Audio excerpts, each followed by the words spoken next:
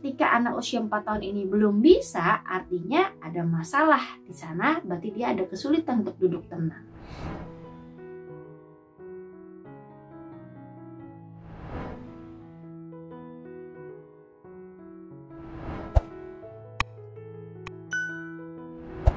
Nah, siapa sih yang berhak untuk mendeteksi dan mendiagnosa dengan tepat?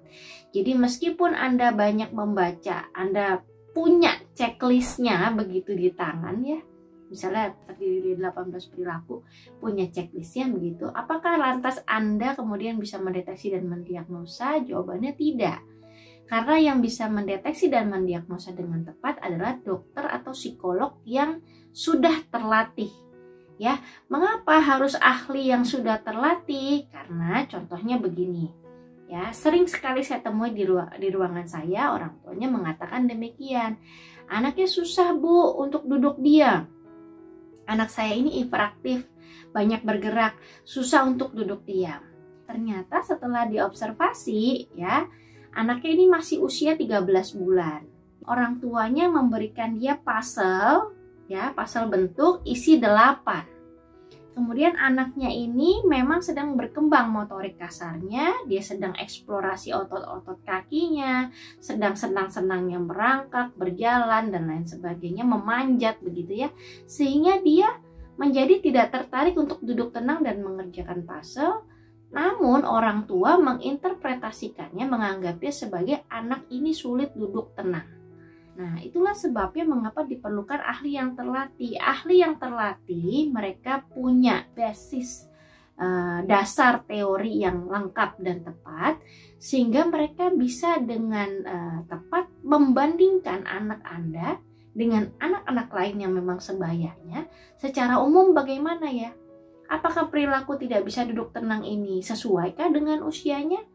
Masih sesuaikah? Oh, ternyata masih sesuai karena dia 13 bulan, berarti dia bukan hiperaktif begitu. Nah, sama juga contohnya, anaknya usia 4 tahun sulit duduk tenang begitu ya. Jadi ketika di kelas itu atau di les-lesan, gurunya menyuruh mengerjakan worksheet 1 lembar isi 4-5 soal. Setiap 1 soal selesai dia jalan-jalan. Lalu dia kembali lagi, terus kemudian di kursinya dia duduknya pun sambil menungging-nungging begitu. Orang tuanya berkata, ya normal, ini normal bu, anak saya tidak impulsif, tidak hiperaktif, dia normal, ya memang begitulah dia, karena gaya belajarnya kinestetik katanya.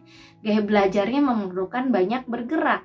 Ini juga salah interpretasi. Padahal anak usia 4 tahun seharusnya sudah bisa duduk tenang mengerjakan worksheet yang isinya sekitar 4-5 soal. 1 halaman selesai baru kemudian dia beralih ke kegiatan yang lain, harusnya dia sudah bisa.